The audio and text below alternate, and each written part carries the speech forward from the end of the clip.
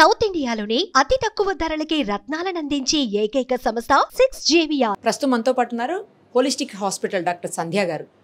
ఆమెనే సింగర్ కల్పన గారికి నిన్నటి నుంచి ట్రీట్ చేస్తూ ఉన్నారు. ఒకసారి ఆమె కండిషన్ ఎలా ఉంది, అసలు ఏ కండిషన్లో వచ్చారు, ప్రస్తుతం ఎలా ఉన్నారు డాక్టర్ గారిని అడిగి తెలుసుకుందాం. డాక్టర్ గారు, ఎలాంటి సిచ్యుయేషన్లో ఆవిడ నిన్న హాస్పిటల్ అడ్మిట్ అయ్యారు, ఈరోజు ఆమె కండిషన్ ఏంటి, ఎలాంటి ట్రీట్మెంట్ మీరు ఇప్పటివరకు ఆమెకు అందించున్నారు? శ్రీమతి కల్పన గారు నిన్న సాయంత్రం శ్రీ హోలిస్టిక్ హాస్పిటల్ అత్యవసర విభాగానికి సాయంత్రం 5:30కి చేరుకోవడం జరిగిందండి. నేను ఆవిడ వచ్చినప్పుడు అన్కాన్షియస్ స్టేట్లోనే రావడం జరిగింది. సో వెంటనే మనము హిస్టరీ తీసుకుని ఆవిడ డ్రగ్ ఓవర్ డోస్ టాబ్లెట్స్ ఏవో ఓవర్ డోస్గా తీసుకున్నారు అని వెంటనే పేషెంట్ అపారమక స్థితిలోకి వెళ్ళడం వల్ల వెంటిలేటర్ అనేది పెట్టడం జరిగిందండి. అండ్ పేషెంట్ కొద్దిగా యాస్పిరేట్ కూడా చేసుకున్నారు లంగ్స్లోకి. సో ఇమీడియట్గా బ్రాంకోస్కోపీ అనేది కూడా చేయడం జరిగి అండ్ గ్యాస్ట్రిక్ లావాజ్ కూడా చేశాము. తనకి ప్రైమరీ ట్రీట్మెంట్ మొత్తం ఇచ్చి ఐసీయూలో పెట్టడం జరిగింది.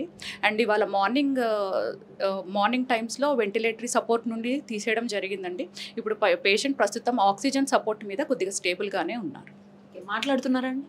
మాట్లాడుతున్నారండి. ఆవిడ ఆక్సిజన్ మీద ఉన్నారు. 3 నుండి 4 లీటర్ల వరకు తను మాట్లాడగలుగుతున్నారండి ప్రస్తుతం. అయితే జనరల్గా ఓవర్ డోస్ అంటే ఎంత అనేది ఏమన్నా ఐడియా ఉంటుందండి? అంటే డాక్టర్ ప్రిస్క్రైబ్ చేసిన దానికంటే ఎంత ఎక్కువ తీసుకుని అది ఓవర్ డోస్ అయినా, లేకపోతే 4 టాబ్లెట్స్ 5 అట్లేమన్నా ఉంటుంది? మనము డాక్టర్ ప్రిస్క్రైబ్ చేసిన మెడిసిన్స్ కన్నా 1-2 టాబ్లెట్స్ తీసుకున్నా అది ఓవర్ డోస్ కిందే వస్తుందండి. Okay okay. అలాగే ఏం తీసుకున్నారనేది మనం చెప్పలేము. మనం దానికోసమే టాక్సికాలజీకి పంపించడం అనేది జరిగింది. ఆ రిపోర్ట్స్ కోసమే వీఆర్ వెయిటింగ్. ఎంత టైం పడుతుంది అలాంటి రిపోర్ట్స్ రావాలి? జనరల్గా 24 అవర్స్లో మనకి రిపోర్ట్స్ అనేవి రావడం జరుగుతుంది. ఇప్పుడైతే ఆవిడ స్టేబుల్గా ఉన్నారు? ప్రస్తుతానికైతే స్టేబుల్గానే ఉన్నారండి.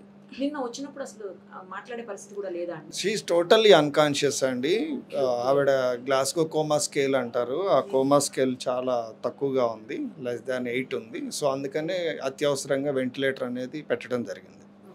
జనరల్గా వెంటిలేటర్ అనేది అవసరాన్ని బట్టి ఎన్ని గంటలు అట్లా ఉంటుందండి? యూజువల్గా అన్కాన్షియస్ పేషెంట్ ఉండి వాళ్ళకి యాస్పిరేషన్ అంటే మన బ్రీతింగ్ డిఫికల్టీ, యాస్పిరేషన్ అయ్యేదానికి ఛాన్స్ ఉంటే మనం పెడతామండి. ఇప్పుడంతా నార్మల్ స్టేటస్? ఆవిడ ప్రెసెంట్ నార్మల్గా, అవుట్ ఆఫ్ డేంజర్ అని చెప్పి. అవుట్ ఆఫ్ డేంజర్ అండి. అంతేనా? Namaste, my name is Daya Prasad Prabhakar. I am Kalpana Raghavendra and Prasad Prabhakar's daughter. My ammaki no issues. She's perfectly fine and happy and healthy now.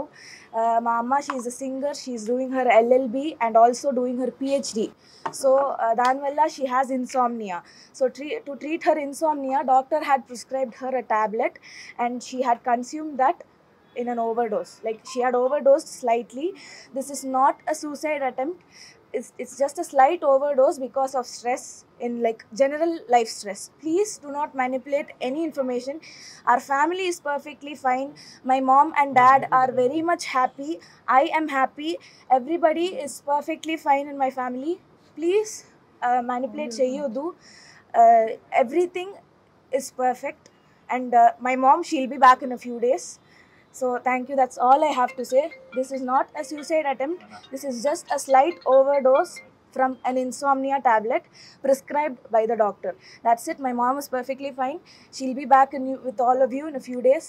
That's all I have to say. Thank you very much. Suman టీవీలో మీ personal and business promotions కోసం కింది నెంబర్కి contact చేయండి.